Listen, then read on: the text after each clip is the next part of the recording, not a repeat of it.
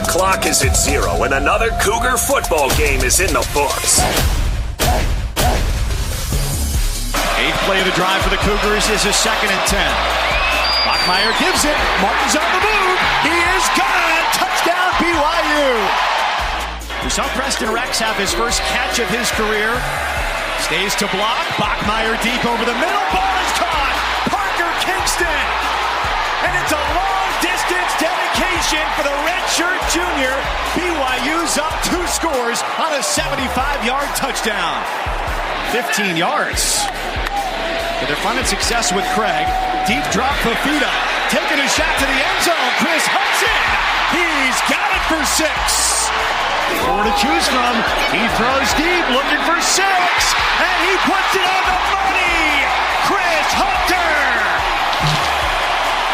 Arizona's got the lead for the first time tonight. 4th and 4. 14th play coming up. Fafita's got time. Retreating. Pressure. A desperation toss, and it's taken away. Well, it was going to BYU one way or the other, and it ends up in Isaiah Glasker's breadbasket. I want to see what do they dial up here on 4th down. Well, it's double tight end to the right side. Richelieu powers through a tackle. He keeps on going, and 4th and 1 turns into a touchdown. A 36-yard punch to the sternum. Tight end to either side of the formation. Martin in the backfield. Bachmeier on the move. Turns it up, and he scores! I want you to see, this was a design run. It was a fake throw and then go. Because of the way that the tight end blocked. The tight end, Carson Ryan, had a nice secure block on the end, and that's why nobody was there to stop him going into the end zone. Ryan, the tight end, in the slot left, and Martin out wide. Another design run, and Bachmeier with a lunge does it again. He won't be denied. It's first down, touchdown, or shut down for Arizona. Fafita steps up in the pocket, launches, and the game is over. BYU stays perfect. Now it's time to break down all the action. You're listening to the Cougar Postgame Show on 97.5, the KSL Sports Zone.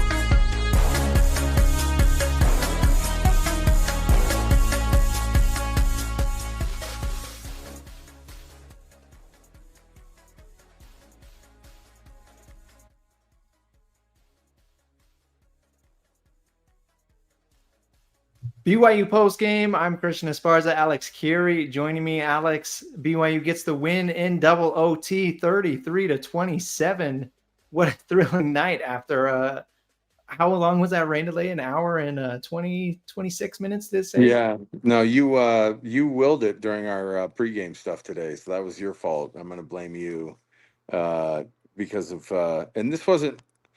Look, it was a hurricane, so that doesn't happen that often down there, so we'll allow it. But yeah, long delay, and we talked about that today. If there is a big delay, then you got to figure out how to find some momentum if you have it, or steal it back from the other team who may have had it. And BYU goes up 14-0 quick, which is something that they had struggled with earlier in this year.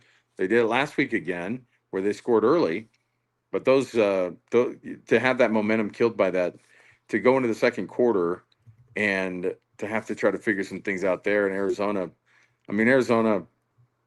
was in control of this game basically from the time they got back from that rain delay, and certainly after halftime. And so to escape Tucson with a win, it almost feels surreal because of how strange it went for the rest of the game for BYU, because it just felt like Noah Fafita was confident.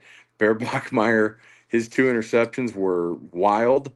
And his stat line of 12 for 29 for 172 yards, 1 touchdown, that one to Parker, of course, that made it Parker Kingston that made that 75-yard touchdown right at the beginning. And you thought, okay, they're doing it. LJ Martin has 162 yards on the ground tonight, and kind of solidifies himself as one of the best running backs in the league. But it felt weird because it didn't feel like he was actually that effective in the second half. Also felt like they didn't hand it off to him that much.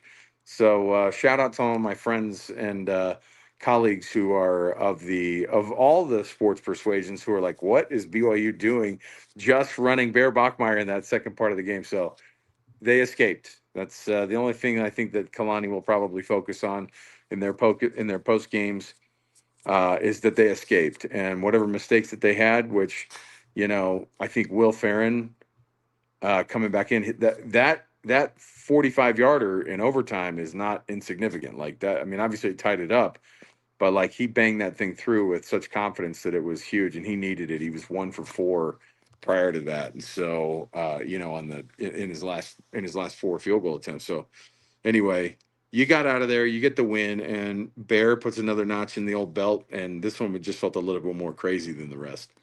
Yeah, and the rain delay was really weird. I mean, BYU was up 14-0 going into that, and then after the rain delay, the Cougs shut down, and they could not do anything offensively. They could not get on the board, and then they finally do with the field goal there near the end of the fourth quarter, and then they're able to tie it up and force overtime. But Right.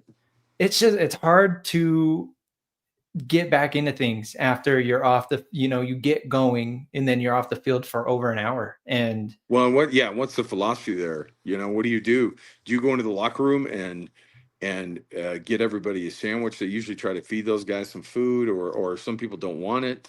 But you don't know how long the delay is going to be, because at the very least it's 30 minutes. And the reality is it's 30 plus all the warm-up stuff that you're going to do. But I think that in the broadcast, in the television broadcast, at least, they mentioned that they were like, what'd you guys do during the hour and 20 minutes? And Kalani was like, I didn't want to like go crazy and start breaking film down and get into position groups and start barking at guys. We chilled out. Like, we were like, relax. Like, we're going to, let's get our minds right and our bodies right and make sure we don't. And maybe that was too chill of a and then I picture like the other side of the tunnel or something with Arizona. Who knows how they handled it, but Noah Fafita is so serious, and Brent Brennan has turned some things around so much there that I thought it was interesting that when he said, yeah, we hung out and we chilled out and we like enjoyed each other's company. I thought, well, that's fun for like a team building situation, but when they came out a little bit flat, and the reality was they were flat for the entire second quarter, the entire third quarter, and a good chunk of the fourth quarter. So, yeah, I mean, when you wake up and start playing, then it doesn't matter. At the very end, they have a double overtime win. That you will learn some crazy stuff in that about your team when you go to double overtime. And kudos to the defense, who had a ton of guys who were playing it from that second and third string spots and came up big on the defensive side of things, like just battling through stuff. So, if I'm BYU, I would have absolutely loved going overtime too, because I bet on BYU's defense more than I would on Arizona's. And it was, although Arizona played a pretty decent game defensively as well, but I think that the overtimes favor defenses because you just need those stops, and they got that last one at the end there. Do apologize, folks. It seems like my camera is having technical difficulties trying to work that out. So right now we see. Is it just me? We see your face. I'm showing up as a black screen trying to work on that. But one Get thing. Hatch in here. Where's Hatch at? I thought Hatch was going to come in here and put his mug on the screen too, man. One thing I wanted to touch on, especially once it got into the overtime and the double overtime, BYU had a lot of trouble on the money downs defensively tonight. It seemed like they gave up a lot of first downs on the third and short 11, and the fourth and whatever. Yeah. And it never felt like a given that BYU's defense was going to get off the field. So it was almost like right up until the very end. That was like a 4th and 7, and Arizona took a shot at the end zone. It really didn't even feel like, okay, BYU's defense has got this, because they had been so vulnerable all night. So ultimately, yeah, when it matters most, we may have lost Christian there too. Well, I'll pick up where he left off. So the reality is that it's 1,000% right. Like, you have to convert. You have to make stops. And and even it wasn't just the third and shorts. When Arizona gets to third and short, it felt like BYU had a hard time stopping them. And again, some dumb penalties tonight and some really inopportune moments. The Glasgow roughing the passer situation to me was absolutely wild, because it just seemed like, I mean, everybody was wondering the same thing. So it wasn't a targeting, but why is it a roughing the passer when the ball's still in the hand of the quarterback while he's throwing it? So it's not targeting, the part where they were concerned about the head hit, I think, is they want to protect these guys. I get it. It's great. They want to protect them. But I didn't understand, and maybe somebody else has got to explain it to me why. I know you can't rescind a roughing the passer penalty. I wonder why it came in the first place. I think that the referees, when they do their full breakdown, will probably say the crew is likely going to be like, "Hey, we got that wrong," and so I think that when you have that moment where Isaiah Glasker, thankfully for BYU, doesn't get kicked out of the football game, because if he does, he's toast. You know, they're toast. And yeah. Anyway, it was quite interesting to watch this thing go down. But I think what they're going to look at is say we should have just called the targeting personal foul, because that one you can rescind, and then they would have gone back and said, hey, it's an incomplete pass. You know, and a QB hit. And so I think they got that one wrong. I think that the defense lining up in the neutral zone on the fourth down they did that last week, I think twice. I think Keanu Tanavasa's leadership is lacking when you get kicked out of the game for his targeting hit, which was absolutely stupid.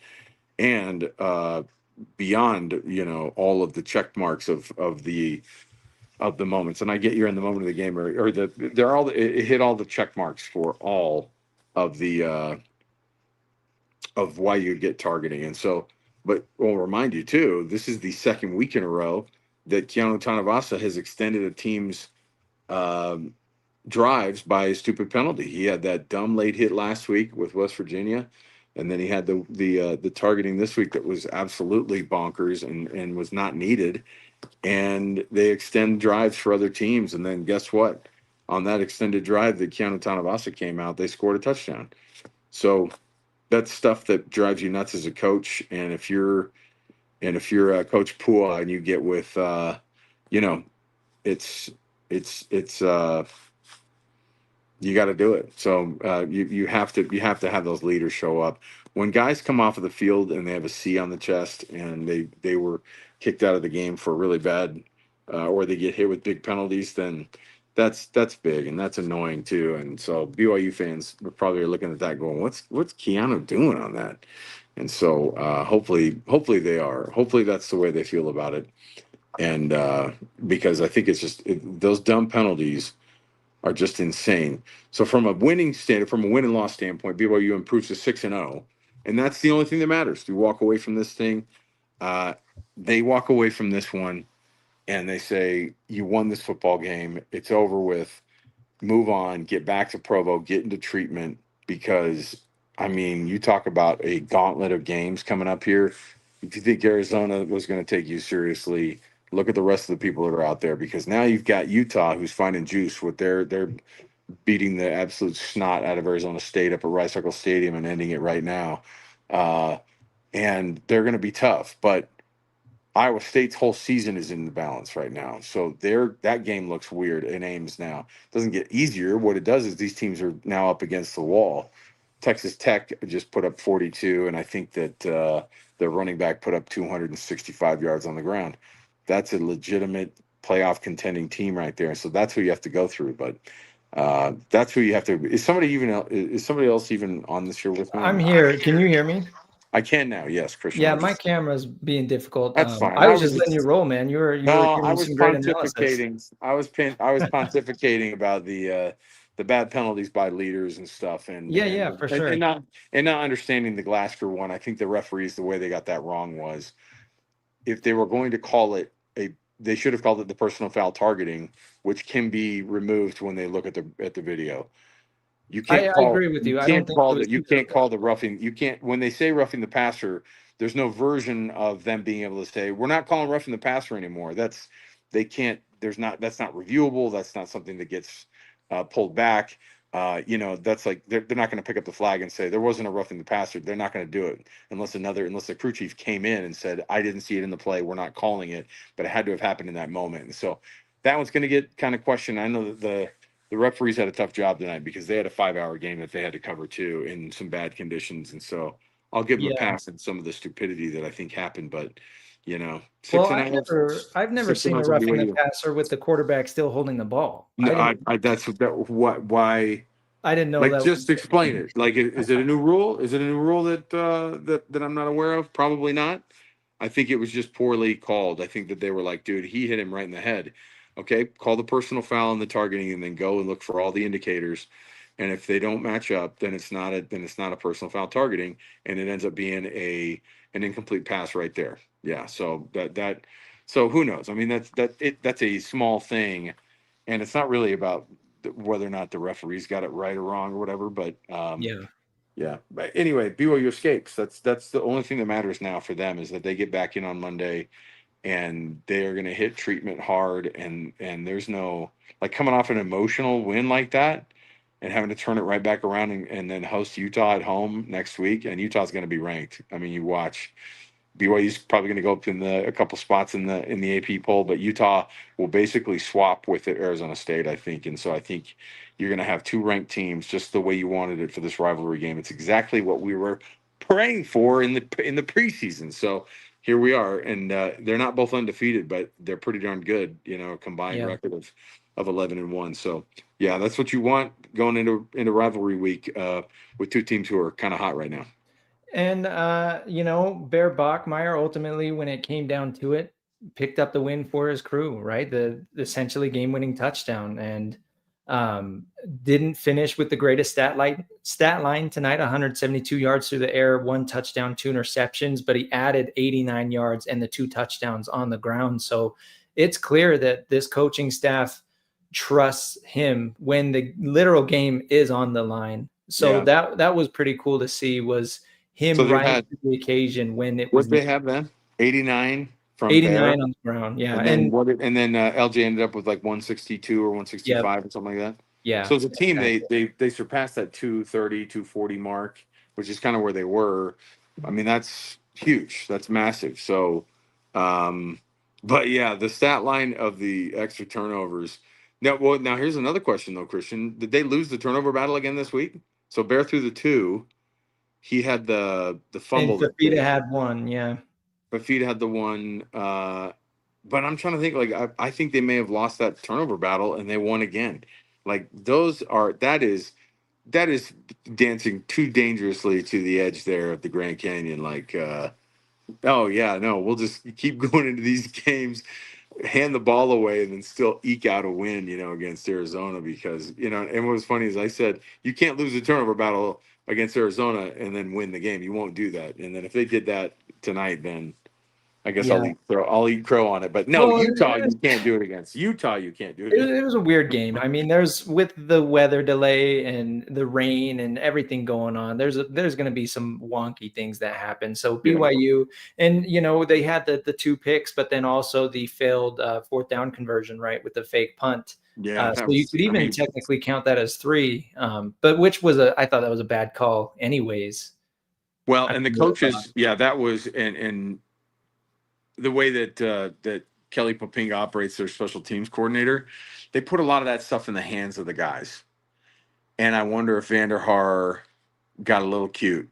You know what I mean? Like, and if the coaches were over on the sideline going, "Hey, buddy, your card is you're able to pull off a fake whenever you want. Card has just been revoked. You cannot do it." Yeah. That's I don't know. I'm sure they'll find out. And they're like, "Hey, stop shooting." Yeah. No. That's gonna be one of those things where Mitch Harper is in the post game in right now as they're going through the post game, and he's like, "What's the thought on the Vanderhaar going for it on 4th down?" Somewhere Johnny Linehan was like popping up in his seat, going, "Don't do it."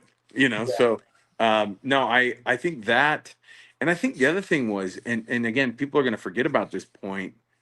Some will not. Some will never forget this point. But like the clock mismanagement, I think at the end, timing wise, was I the only person who was wondering why they weren't kind of expediting some things, getting some. You're talking when there was like 5 minutes left, and in the 4th quarter, the field goal drive. Yeah, they were just meandering to the line, taking their time, running the clock down in the huddle.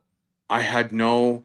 And then they would call timeout, and you'd be like, well, if you were going to do that, you should have done it 31 seconds ago.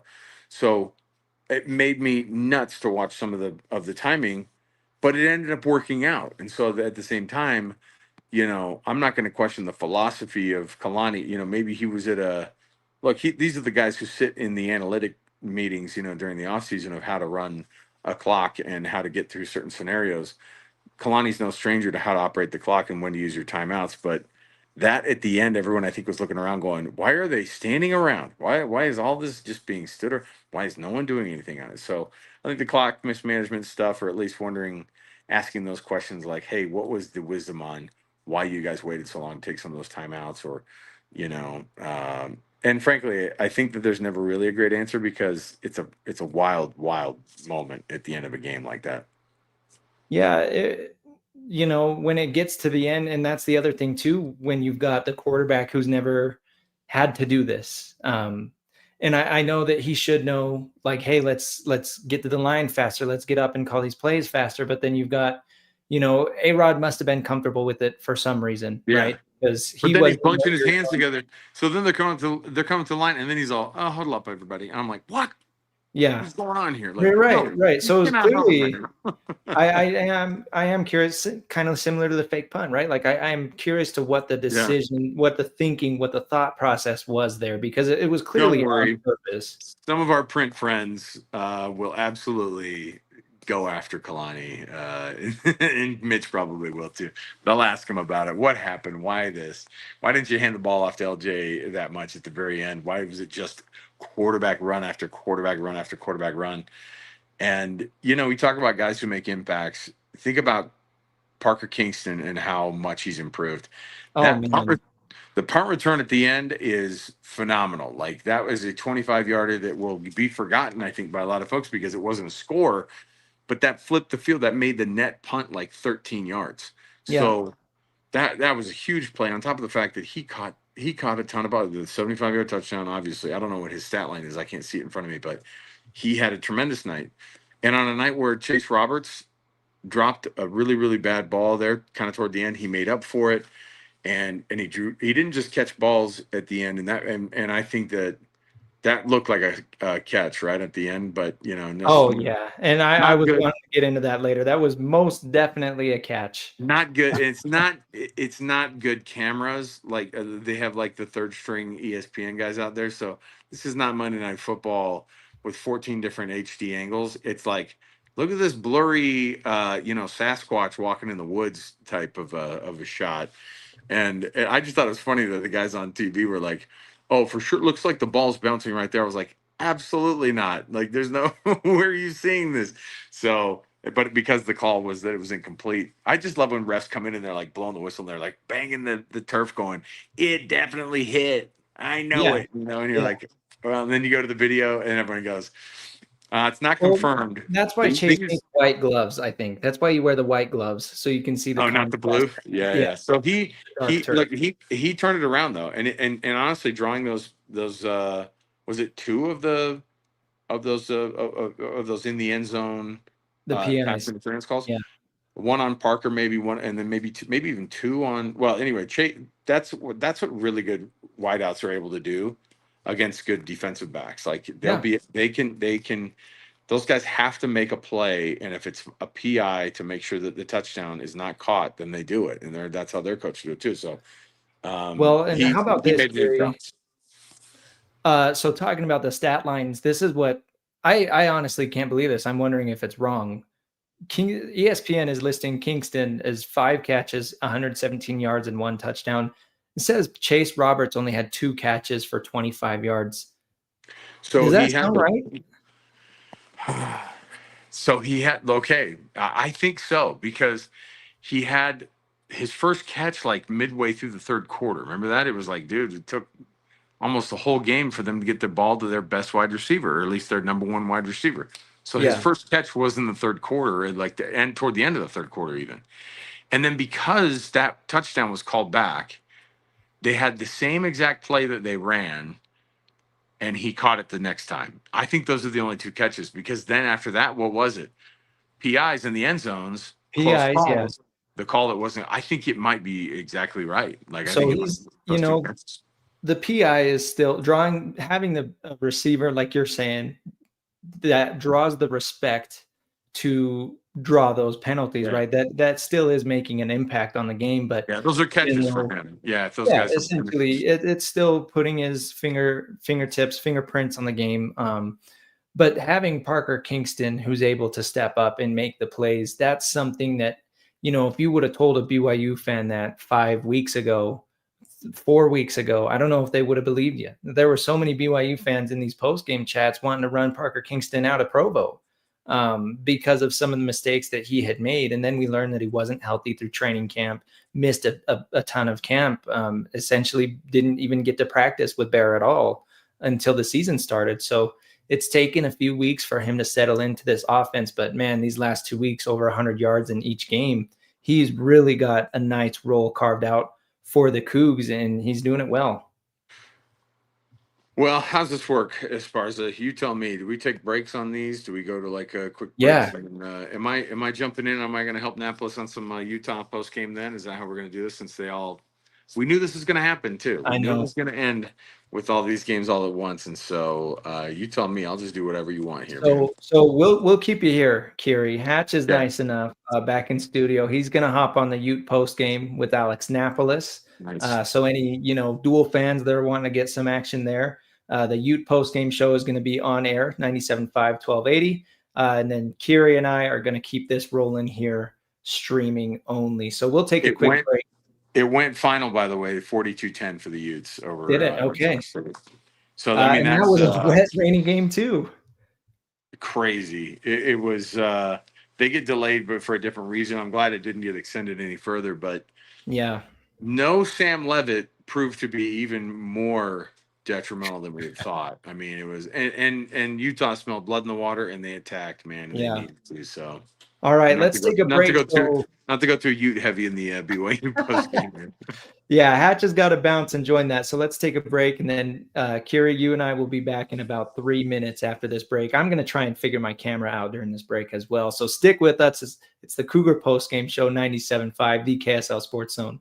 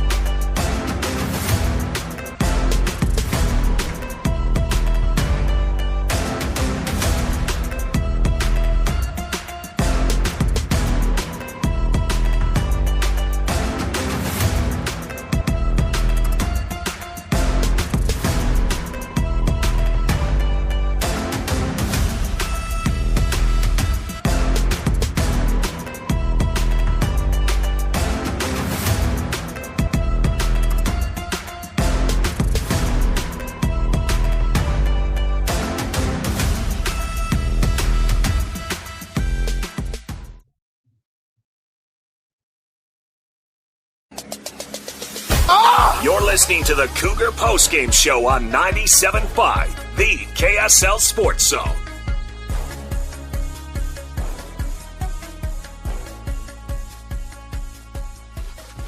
Cougar Post Game Show 97.5, the KSL Sports Zone. I'm Christian Esparza. Alex Curie joining me.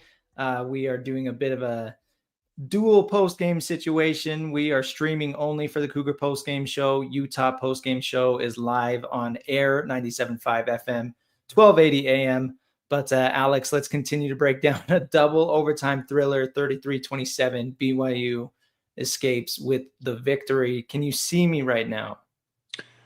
I think we've made tremendous strides in this technological side of things, and we can see you now on the broadcast. Good. So there you go. You did it. Yeah, man, that's technological difficulties. We are still figuring this out. But more importantly, Kerry, BYU gets the win. They're 6-0. They're bowl eligible already. 3-0 in conference play, undefeated ahead of the big rivalry game next week. Where do you want to go with this, man? We hit offense and defense last segment a little bit. There's a lot to break down. I want to keep talking about everything. Anywhere specific you want to go? If not, I've got. Well, I was just thinking I was looking at the Big 12 standings, and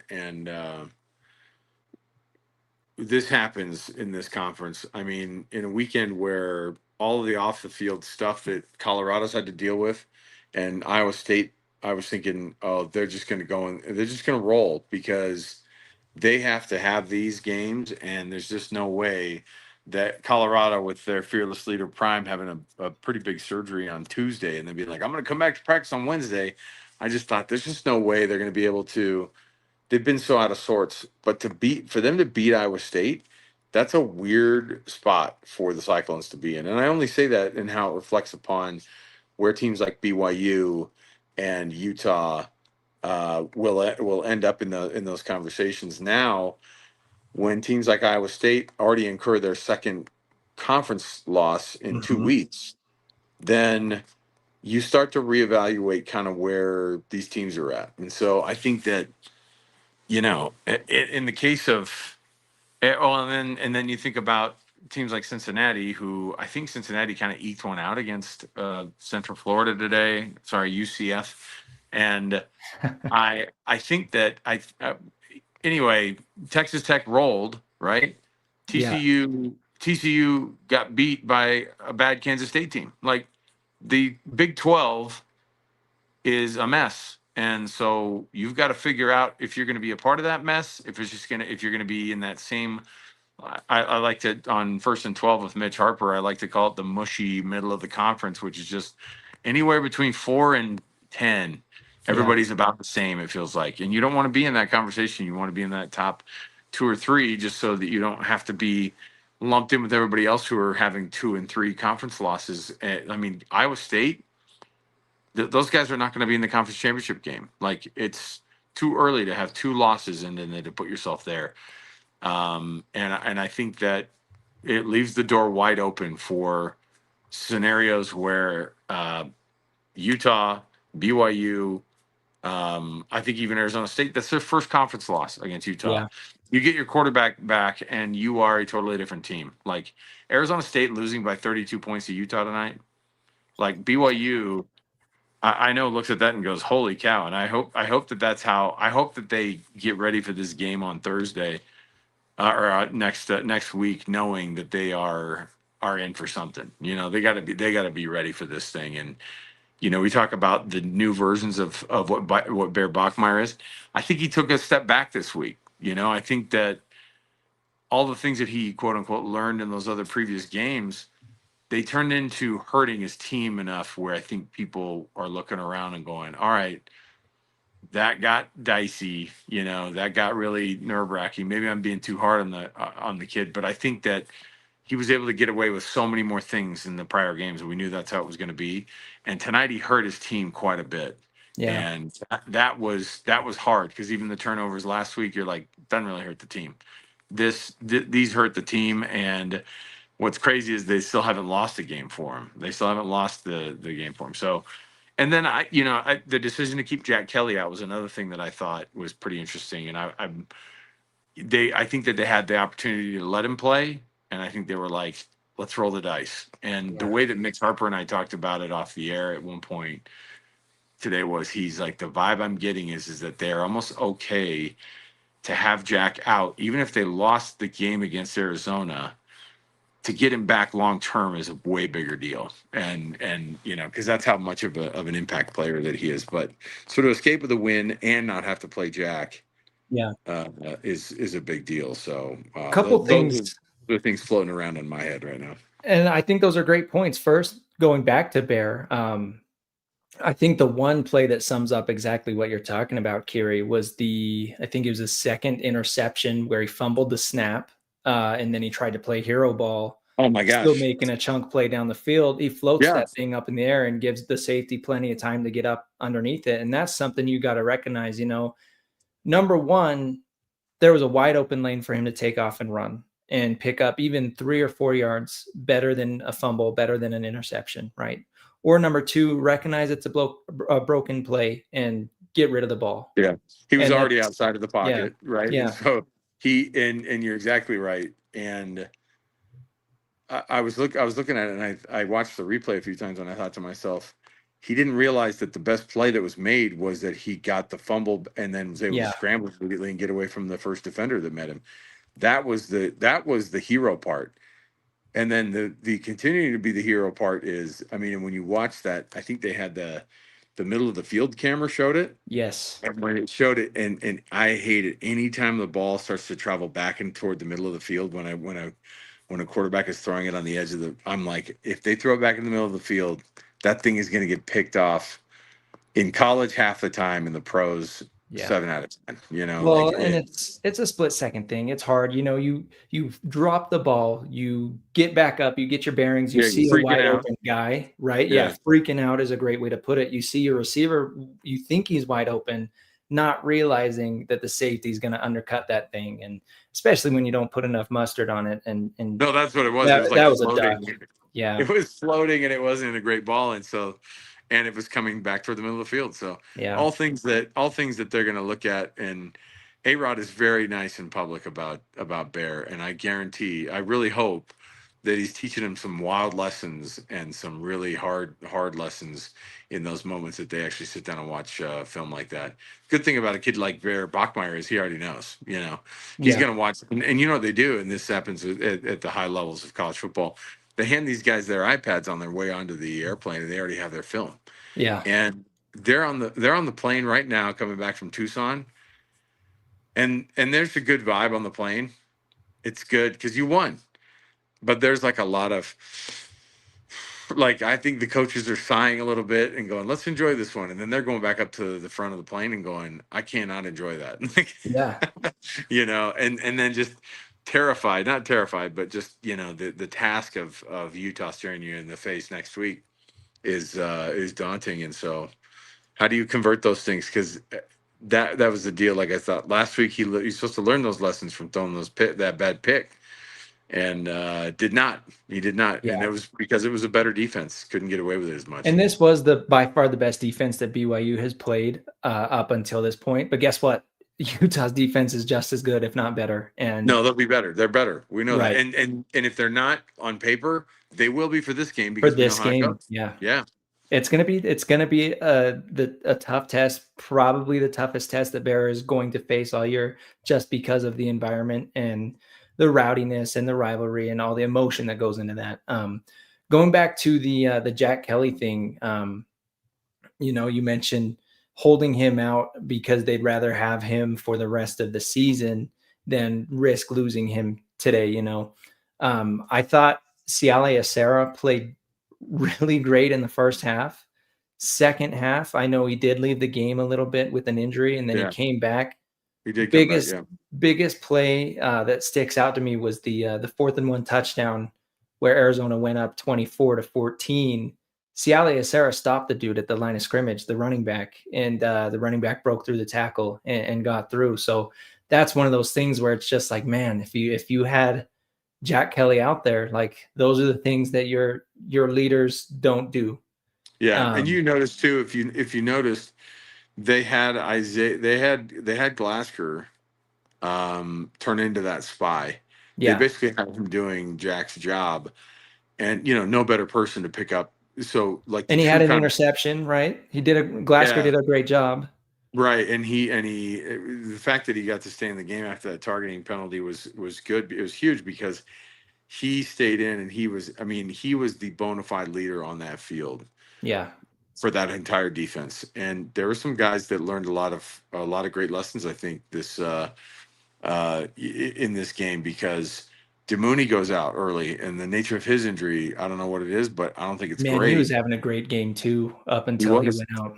Right, and so then you get even thinner at the defensive back spot, and they can't afford all those guys to be out, and so Tanner Wall tried to pick up some of those pieces. He was out of position in a few tough moments, but good news. The good news is, I don't know what the injury report's going to be, but I think the biggest deal is I bet you're going to see Jack Kelly playing in that Utah game, and getting that extra little bit is going to be huge for him to be able to get back. And him and Glasgow, I think they feel more comfortable when the other guy's on the field with them. Yeah, well, and that sounds like that was the whole plan, right? It's like, would we rather risk this tonight or basically for sure have him next week against Utah? And I don't want to speak for the coaching staff and the medical staff, but that's just the way it reads out, taking, what it, with the information we have. They'll have another bye week after, I think between, I don't think it's between, and it's not between BYU and, it's between Texas Tech and Iowa State, or the other way around. Either way, I think when they get ready for going down to Lubbock, they are going to be on a bye week at that moment. So there'll be another week of getting right, so to speak. And so, you hope they can get to that spot, because you can't keep guys like Jack Kelly off the field and pretend like you're going to be even better or any better. Yeah. Another area where Jack Kelly's presence was sorely missed, and we talked about this morning on College Football Saturday, lack of a pass rush, man. And I was hoping that we would see BYU's pass rush step up tonight and do something, but Noah Fafita basically had all day to throw the ball, it felt like. Yeah, he did in a lot of cases. There were some pressures that made big differences. Specifically on Glasgow's interception, right? And on the last, and in that last series, like he was under a little bit more duress, but you're right. Like, they must not have had a sack tonight. No sacks on the night for the Cougs. No. Yeah. And nope. It kept him in check in terms of the run stuff. Like, anytime he did start to get out, they spied him pretty good, but that's not his game. Like, he doesn't like to do that anyway. So yeah. There was the one play where he tried to break away, and Schoonover was able to catch him from behind. Yeah, it's like, it's embarrassing. Big old defensive end comes in and gets you. No, but there were some key, technically I think it was on Arizona's last drive, there was a play that I thought it would count as a sack because I thought he went out of bounds before he got back to the line of scrimmage, Fafita. But all in all, I think I would have liked to see a better pass rush. And of course, losing Tanavasa, that's going to hurt. You get a sack wiped off with the penalty called on Glasgow, right? But no, sorry, I was thinking too. So he went out in the first half, so he'll play. He'll be able to play the entire Utah game. But the Glasgow one was in the second half, and so that was like, dude, he's holding your breath. Yeah, that would have been killer. No, that would have been, especially because it was such a bad call, right? Imagine the discourse that we would have locally. Right. And there's going to be a lot of the refs had a hard time, but the league does a pretty good job of embarrassing their refs if they don't do a good job on national television. They maybe that's the wrong word for it, but that's what they need, is that, the NBA does a little 2-minute report, the final 2-minute report. And I think you kind of have to hold those guys accountable. And, it wasn't like a total injustice, because I think there were some things on those last few drives that Arizona fans are like, we got screwed. They didn't call the pass interference. They were giving them all to BYU. Like, you can see it through your lens if you want all the time. And right. So, and then, BYU fans could point to the Chase Roberts touchdown, and it's like, whatever you want to see, right? So that, and you're right. If because I thought to myself, if they don't punch it in, they just ended up doing.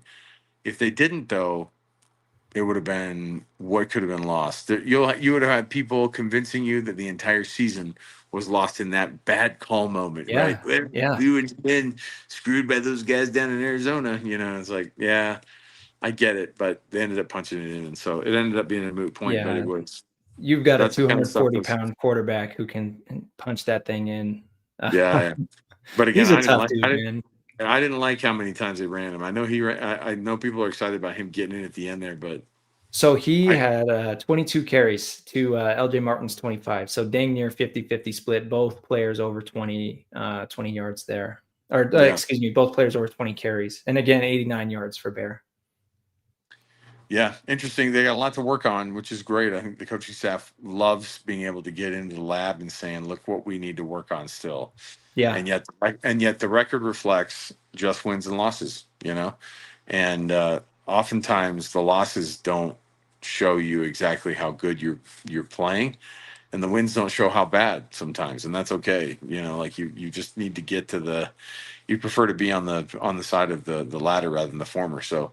And that's where BYU's at, man. 6-0 is crazy. When they started off last year 9-0, yeah, and they start off this year 6-0. Like we've watched Kalani a lot of years, and those are not things that they do that often. And but it's happened the last 2 years in a row. Special group, man. Special group here at BYU, and there's a bit. It's a big story, and that's why we're continuing to talk about it even 6 weeks in with the special group. And you're expecting an upperclassman to come back with Jake Retzlaff at quarterback, and then you're replacing that with a true freshman to be 6-0 at this point. It feels unbelievable. So let's take another quick break, Kerry, and then on the other side we will wrap this thing up. Okay, sound good? Awesome. Stick with us. It is the Cougar postgame show. Again, the Ute postgame show is on air 97.5 FM, 1280 AM. This is the Cougar postgame show. 97.5 the KSL Sports Zone.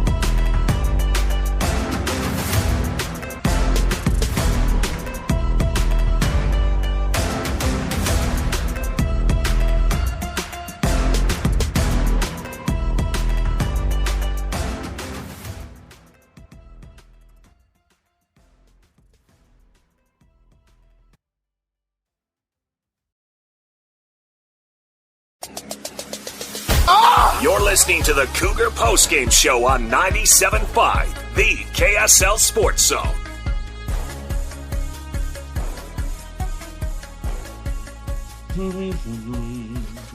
Cougar Postgame Show, 97.5, the KSL Sports Zone. I'm Christian Esparza. Alex Keary joining me as we break down the Cougs' double overtime win over Arizona, 33-27. Again, if you are looking for the Ute Postgame Show, search it up on YouTube, search KSL Sports, go to the YouTube page, and you can find it there. Or you can go to the radio, 97.5 FM, 1280 AM. And we are wrapping this one up here. Alex, one thing I like to do during these post-game shows, I like to do an offensive and defensive MVP during this one. So I'm going to put you on the spot here. Might be a little easy. Some nights are easier than others, but do you have an offensive and defensive MVP. You can start where you want. Yeah, I'll go LJ Martin because and it seemed like it was 5 hours ago or 6 hours ago because I think it might have been. But anytime he got the ball in that first half, and then it just seemed like to be this way the rest of the way, he just got 7 yards per, right? It just felt like that, even if it ended up You're being not less even than, exaggerating. It's he finished 162 yards on 25 carries. That's 6.5. it was so solid. Like, honestly, when you're able to operate at 3rd and 1, that's when Bear can punch it across there a lot easier, right? They were getting such easy first downs, and they got away from it a little bit. They wanted to get a little bit cute, but LJ, huge night, 162 and 25 carries. Like, we've been begging to see somebody with 25 carries for some time with that. And so I'll give kudos there. And then I'm going to go on the defensive side of the ball. I think Cialia Serra was just fine. You know what I mean? Like, and I say defensive MVP because he stepped in a difficult situation and he made some great plays. And so Cialia ended up with 9 tackles, and I think that he's a pretty darn solid presence. The dude's a sophomore, by the way. Like, he's going to be extremely good, and he's learning from the best right now. It's easy to say Isaiah Glasgow because Glasgow's all over the field, but I'm going to go Cialia Serra for stepping into those big shoes that Jack Kelly left, and he actually they didn't fall off that much. I thought that you were going to see a lot bigger fall off from Jack Kelly to Cialia Serra instead of in just a backup role to have him be the starter. I thought he did a phenomenal job. And for a sophomore, he's a grown-up kid, man. I think there's a few players that deserve a shout out on defense. Got to talk about Terry and Alexander, obviously, with the big stop on the final play. Trey's good, man. Trey's completion. So, but I think Acera was a really good pick. We talked about him earlier in the show, especially in the first half. It felt like he was flying around, and he had some monster hits, like bringing the hammer. And he's a big dude. He's like a bowling ball out there. He is a big, like, thick dude, and he brings the pain when he flies around and makes those hits. So I think I like that pick. They needed somebody to step up and kind of be the sideline to sideline guy tonight, and that was definitely Acera. So fair picks there. But man, 6-0 for BYU ahead of next week's huge game, hosting Utah, returning to Provo. How big is that? And you mentioned it earlier, being at the top of this conference right now. It's only BYU and Texas Tech that are undefeated, and Cincinnati's 3-0 in conference play, but they have the loss earlier in the season. So top of the conference, man, it's Texas Tech and the Cougs.